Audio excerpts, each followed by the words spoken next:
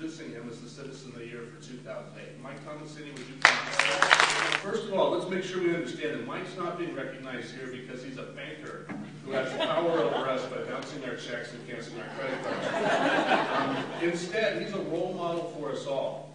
And he's really a great example of what a responsible citizen can and should do to be a powerful member of their community. The roll call of the community support on his resume is far-ranging and amazing. A lifelong involvement in 4-H, the Snowmarin Fair, the Lions Club, the United Way, the Hospital Foundation. He's a 20-year board member and past president of the Petaluma Boys and Girls Clubs. And he's also a founding member of the Petaluma Educational Foundation. That's a lot on a resume. Mike can always be counted on to provide calm, confident leadership. He's level-headed. He always has a dry and sharply entertaining wit that keeps us very well grounded. I've, of course, been myself an innocent victim of that good-natured and very sometimes assertive wit. Typical of Mike, he attributes the passion for giving back to his community to his parents. And appropriately, his mother Eloise is in the audience today. I'm tremendously proud of Mike, and I'm glad to have him as a friend and a colleague. And I'm sure all of you are as well. All of us would do well to model his behavior of leading by example. So Mike, your desired legacy of giving back at least what you took out is secure.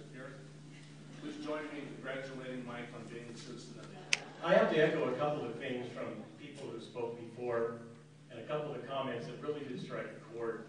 But to preface it, I think one of the key things is awards for Citizens of the Year are given throughout the country, throughout the world. But I think the key thing is what tags on is the word Petaluma. And a lot of people have made mention of the different aspects, and I think that makes it that much more special and that much more rewarding.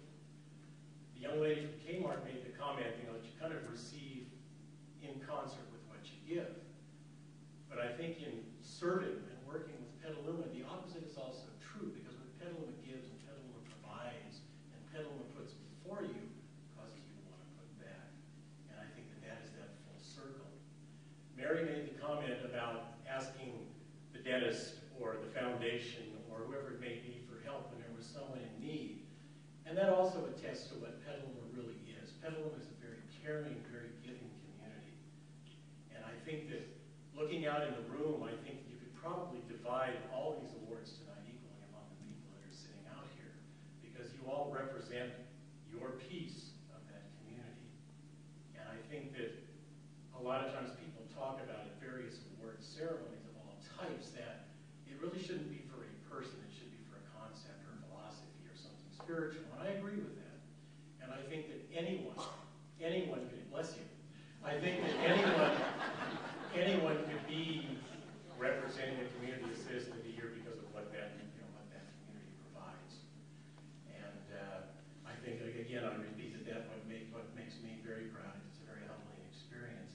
And I listened to all the comments, and I listened to as people were talking about people before they received their awards. And I always kind of people watch the recipient when people are talking, because that's kind of the truism in there. Because when they get up there to speak, they ramble, kind of like I'm doing now. But as Ken mentioned, it's something that serving, helping in the community and all that is something that I grew up with, and I do thank my mother and I thank my father, because it wasn't that we were told to, it wasn't that we were expected to, but the example was set. And whether it was hometown, whether it was Petaluma, whatever it might be, whether it was school, whether it was an organization, it was something that we saw, it was something we were raised with, and it's something we just couldn't help but do.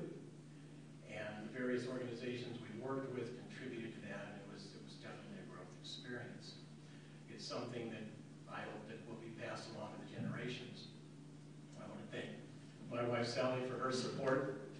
She, Ken said, for lending me. I'm not quite sure that's the word that she uses. And I've always appreciated the fact that she's willing to be critical, but always in a constructive way. All of you know people who love to be critical, but they have no explanation. They have no solution. It's easy to be critical, but to be constructively critical is very important and very supportive. And I know that's only when I'm there.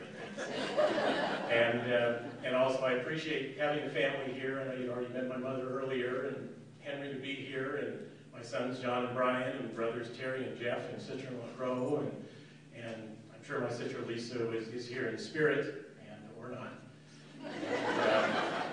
But I say it's just nice to look out and see a group like this that is being supported, and it's nice to see just about 50% of my staff in the bank here, and thanks to Doris and to Kimmy and to Charmaine and to Terry and Loretta came down and all that, so it's, but yeah, it'll be in Monday, I know.